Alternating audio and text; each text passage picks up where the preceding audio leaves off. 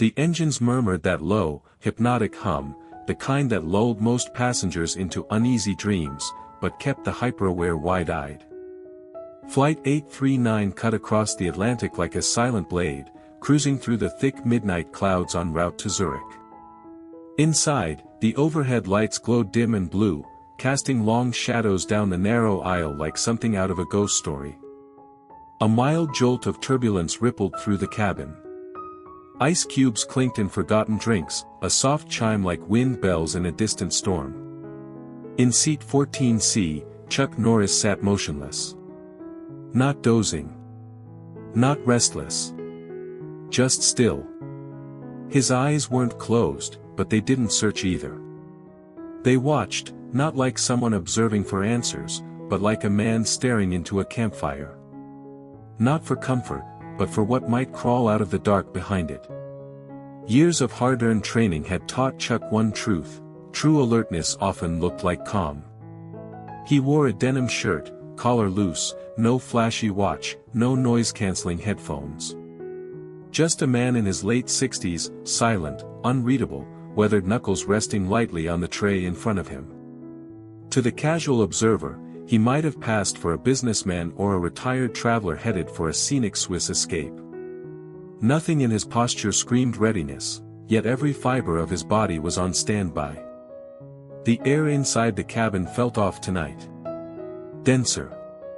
He'd flown enough to recognize the fine-tuned rhythm of a healthy aircraft. But this one? Something about it vibrated wrong, an offbeat in the hum. Subtle, but unmistakable. Then came the voice. "Coffee, sir." It was soft. Careful. A white ceramic cup was placed gently before him. Steam rose from the surface, curling into ghostly tendrils before vanishing in the stale cabin air.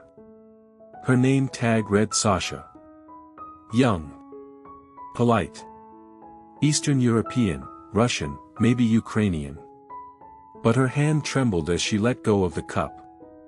And she lingered, just a second too long. Her grip on the cart handle turned her knuckles white. Chuck didn't look at her. Not right away. His gaze dropped to the cup. The way it was angled toward him, it felt intentional. Then he saw it. Just beneath the glaze, a faint blue line of ink. Uneven. Rushed. And just clear enough to read. "Please help. Row 9. He's acting strange." He took a slow breath. Absorbing the message. No reaction crossed his face. Lightning flashed beyond the window, turning the clouds below into ghostly mountains for a blink, then back to black. He reached out. Fingers curled around the cup. One sip. Calm. Measured. Bitter. Overbrewed.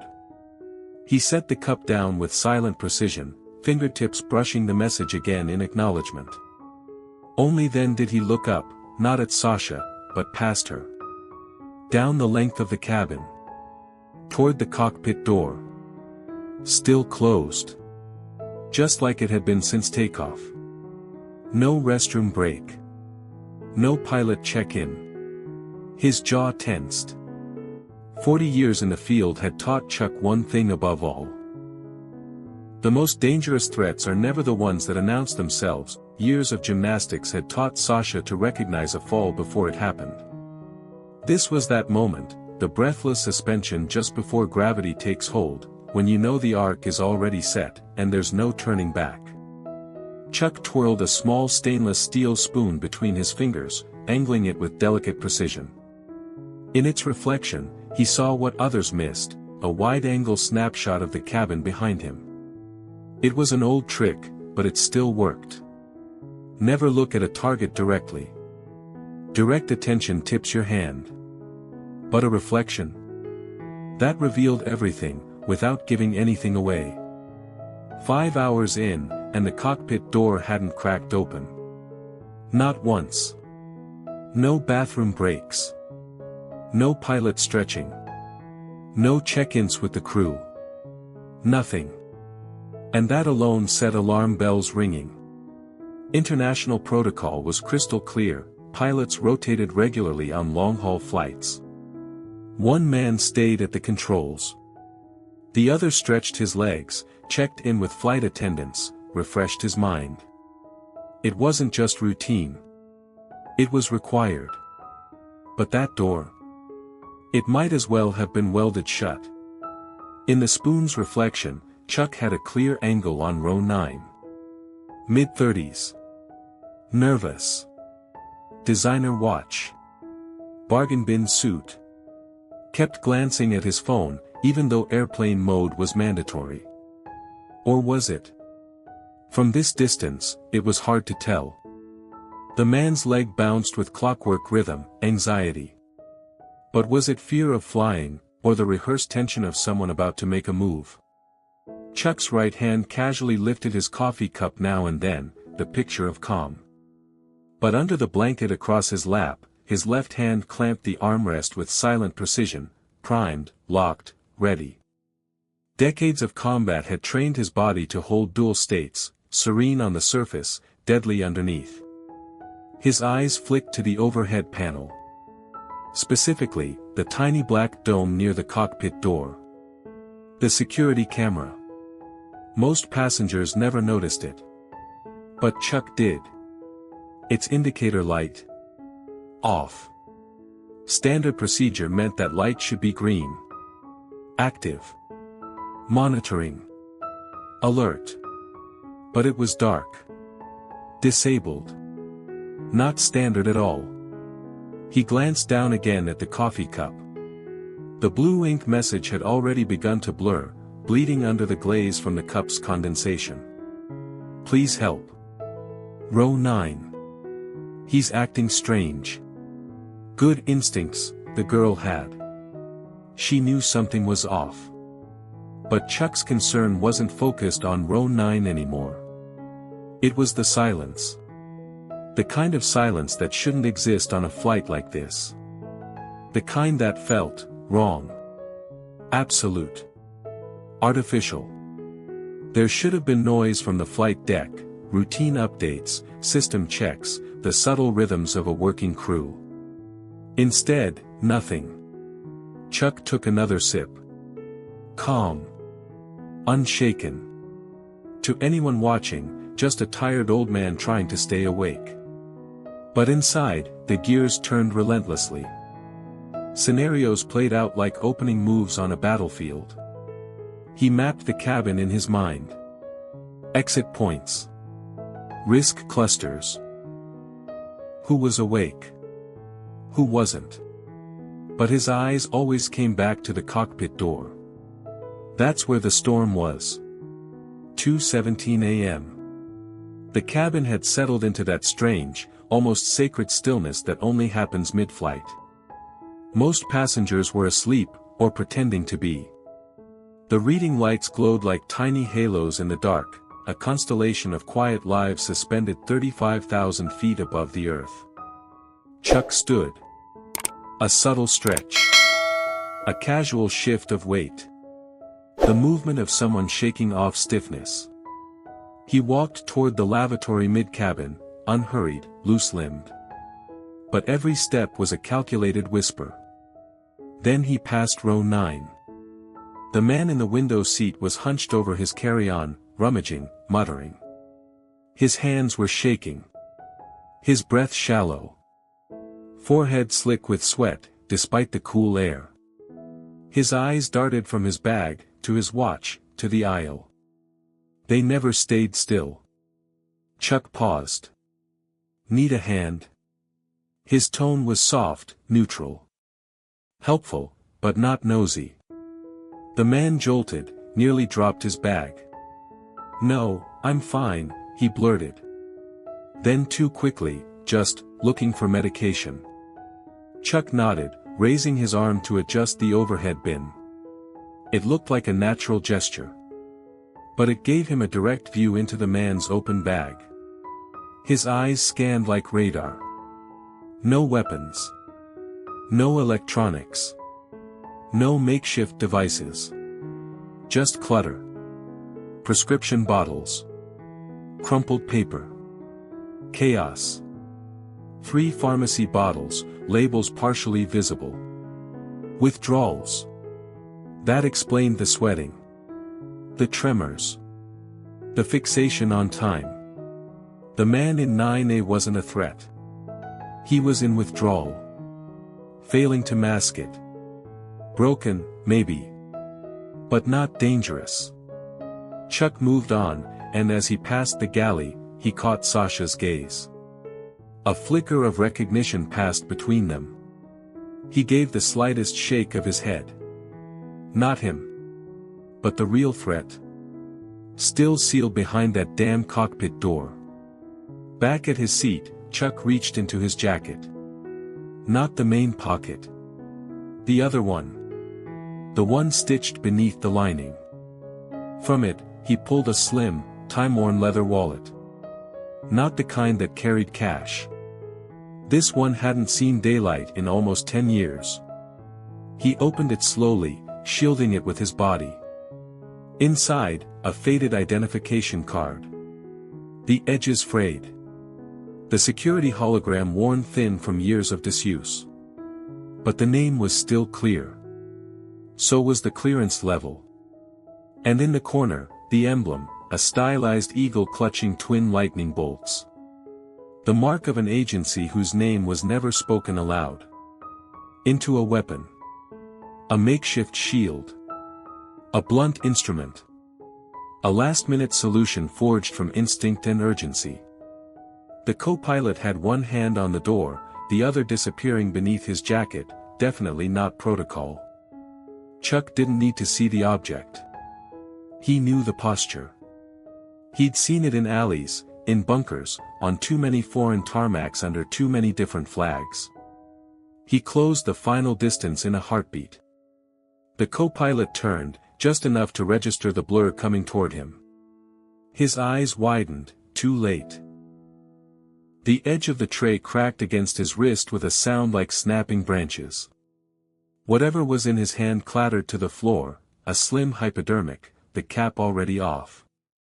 Chuck pivoted, used the tray's momentum to drive his elbow into the man's ribs, folding him inward with a whoosh of breath.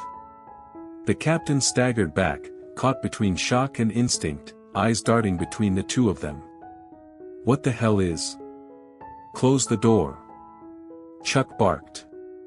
Lock it from your side, now. The captain obeyed, still confused but reacting to command. The reinforced door slammed shut behind him, leaving Chuck and the co-pilot in the narrow space just outside the flight deck. The co-pilot lashed out, quick, trained. Not a civilian. A punch meant to distract, not damage. Chuck deflected, twisted, drove a knee into his attacker's thigh and pinned him hard against the bulkhead. Who are you working with? Chuck growled, voice low but lethal. No answer. Just a snarl and a struggle. The man fought like a zealot, not for escape, but to complete a mission. That was more dangerous than any weapon. Behind them, passengers were screaming. The man from 9A was on the floor now, clutching his chest with less drama. The performance was over. But Sasha was moving, her training kicking in. She knelt beside him, calmly directing traffic with just her voice, clearing the aisle, buying them space. Chuck shifted his weight, applied a joint lock to the co-pilot's arm, then drove him face first into the wall with surgical force. The man sagged, winded, but still conscious. Still resisting. It didn't matter. Chuck had seen enough. The muscle memory was too precise. The technique too refined. This wasn't some rogue loner or hijacker of opportunity. This was planned, orchestrated, professional. And if this was the man they left in the cockpit for 5 hours, there had to be a reason. Chuck forced the co-pilot to the ground, securing his arms behind his back with a zip tie pulled from his inner jacket, always one more than needed. Always prepared. He looked up. Sasha met his eyes again, her face pale, but steady. You good, he asked, panting slightly. She nodded. He used the commotion to override the lock. You stopped him just in time. Chuck glanced at the syringe.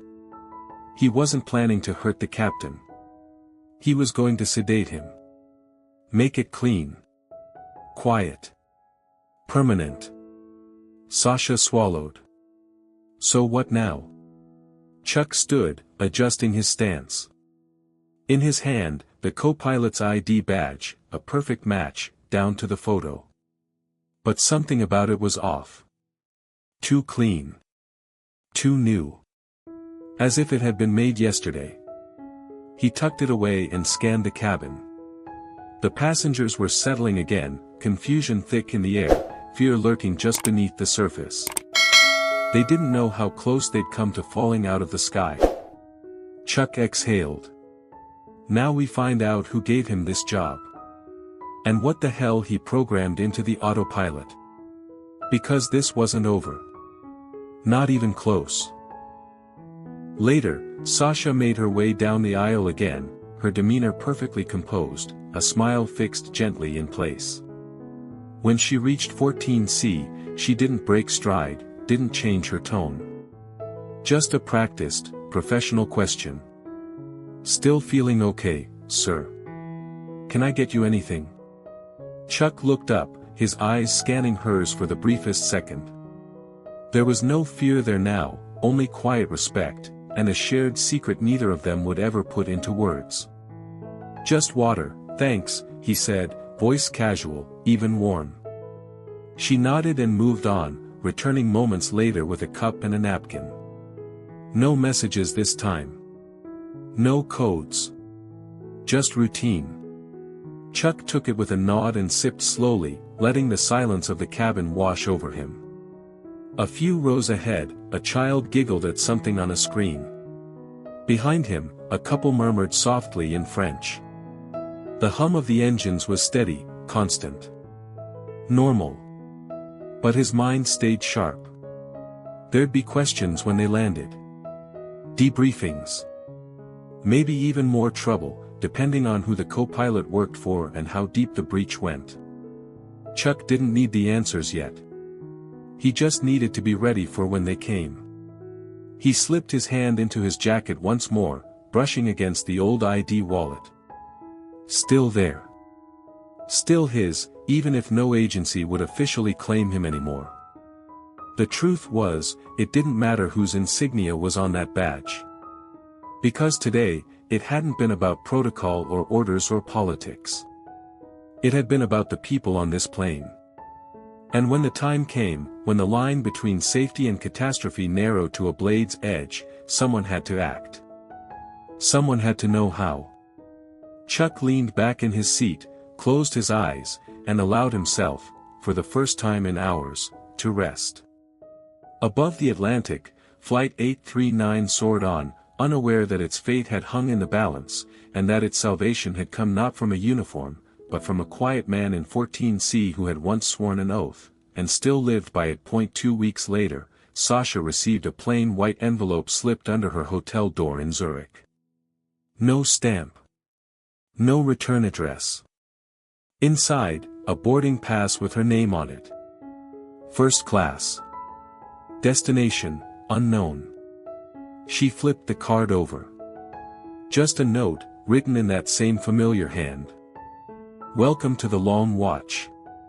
She folded the paper slowly, thoughtfully. The weight of it wasn't in the cardstock, it was in the meaning. She'd stepped beyond routine, beyond service. She wasn't just pushing beverage carts anymore. She was a sentinel now. Like Chuck had been. Like others before him. Somewhere over the Atlantic, row 14C sat empty again. But the coffee cup remained, hot, ready, waiting. A quiet symbol in a world full of noise. No headlines would ever tell this story. No news alert would break the truth. But the skies were safer. Because Sasha was watching.